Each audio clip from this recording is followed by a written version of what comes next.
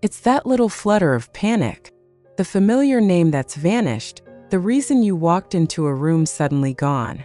If you felt that, I want you to know you are not alone. For so long, we've been told that these senior moments are just an inevitable part of getting older, a non-negotiable sentence of decline. But a growing body of incredible neuroscience is telling us something far more hopeful.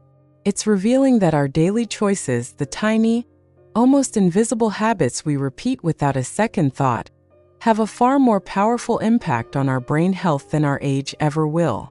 In fact, some of the most harmless things we do every day could be quietly putting our brains on a path to premature aging. But the beautiful truth is, you have the power to change that path starting today. I'm Dr. Emily Hart, a researcher and author with a passion for helping people unlock the incredible resilience of their own minds. And I am so glad you're here with me. Together, we're going to gently pull back the curtain on 5 of these hidden habits and discover the simple, even joyful swaps that can protect your precious mind, boost your clarity, and keep you feeling sharp and vibrant for all the wonderful years to come. I love knowing that we're building a community of strong, curious women right here.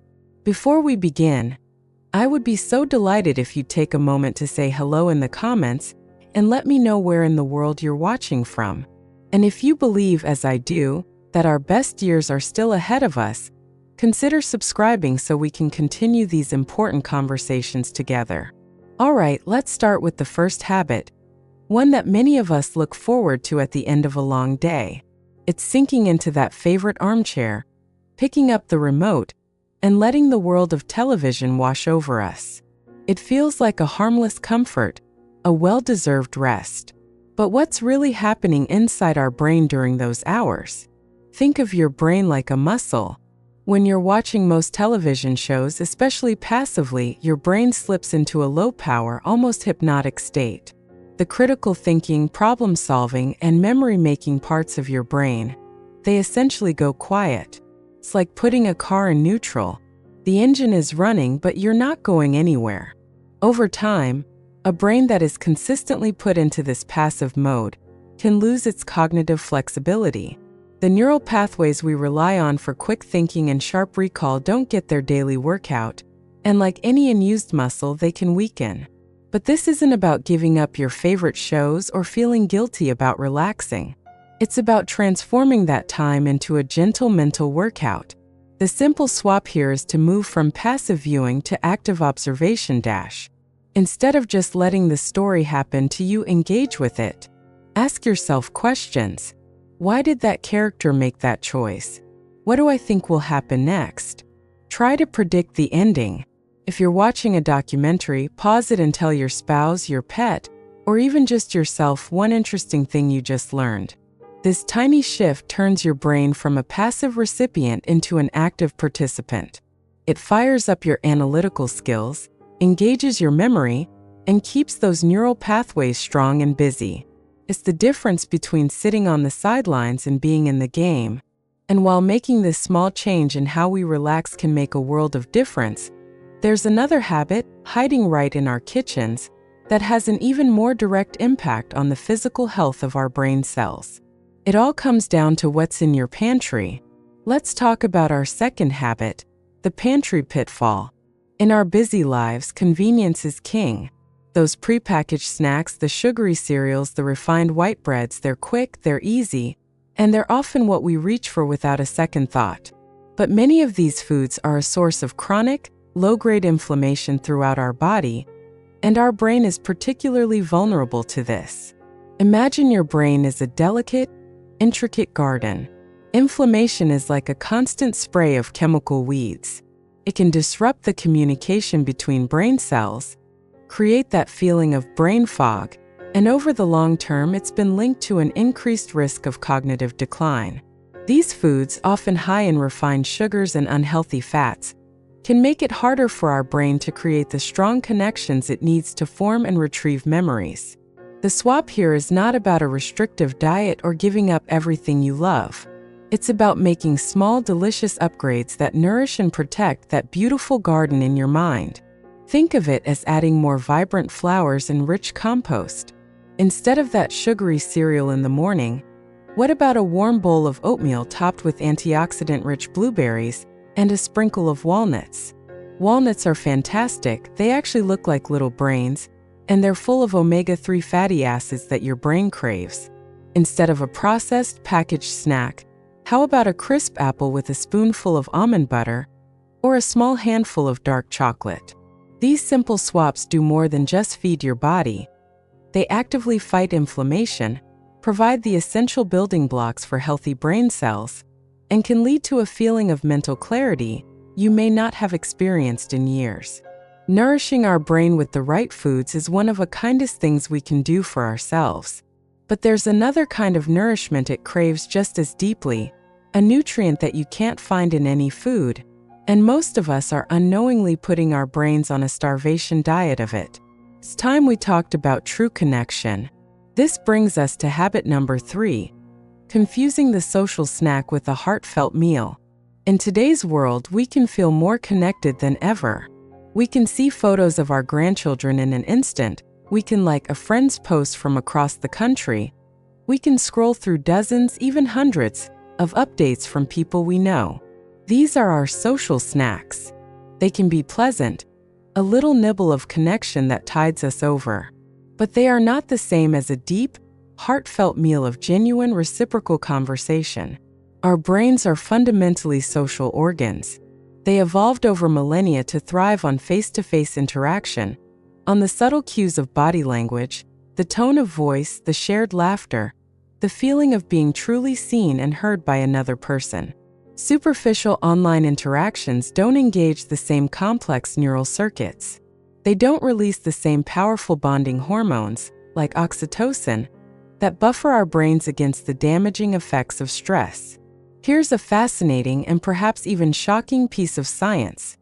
Studies have shown that chronic loneliness can be as damaging to your long-term health as smoking 15 cigarettes a day. It can actually accelerate the shrinking of the brain's memory center, the hippocampus. Think about that for a moment. Did you know the impact was that significant?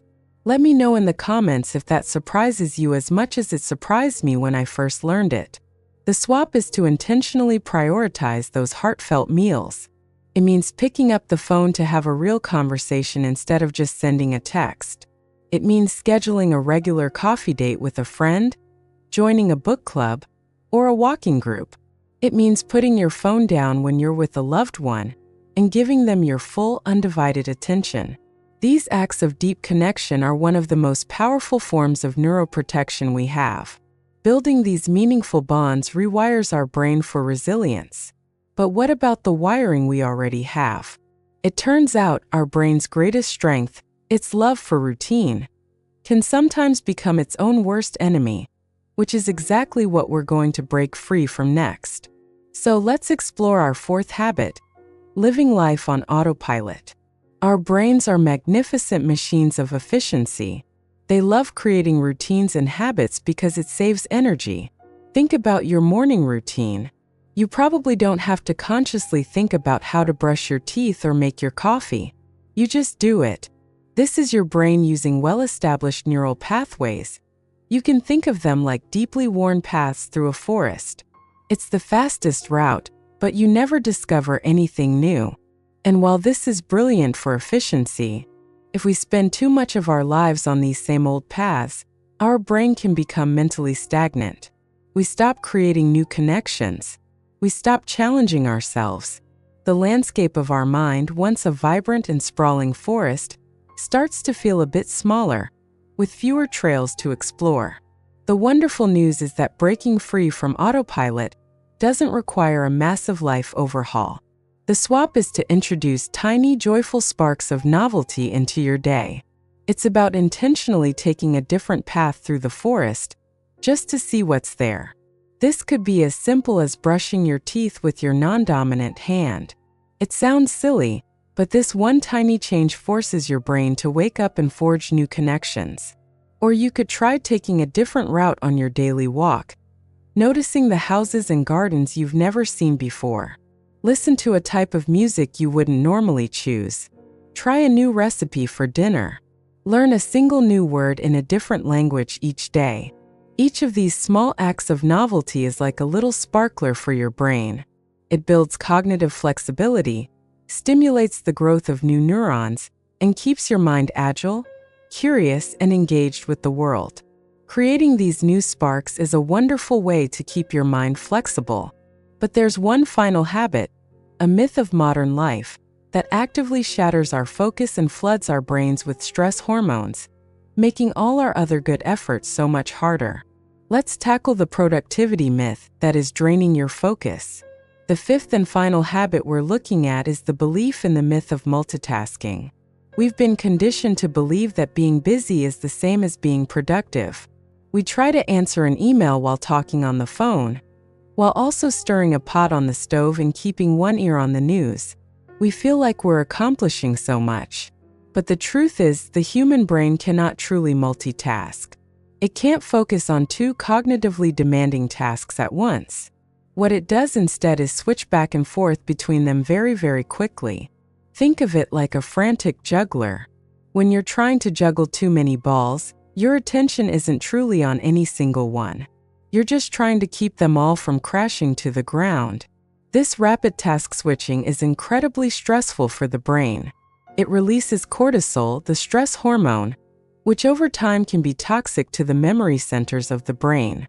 It also makes us less efficient, more prone to errors, and leaves us feeling scattered and exhausted at the end of the day. The antidote is a simple, calming, and profoundly powerful practice: single tasking. It's about giving one thing the gift of your full attention. When you drink your morning coffee, just drink your coffee.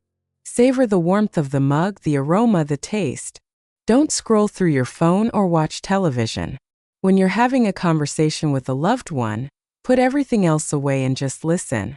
Be fully present. This practice of single tasking or monotasking is like a deep, calming breath for your brain. It reduces stress, improves your focus and concentration, and actually strengthens your ability to pay attention over the long term. It allows you to do things better, with more joy and less stress.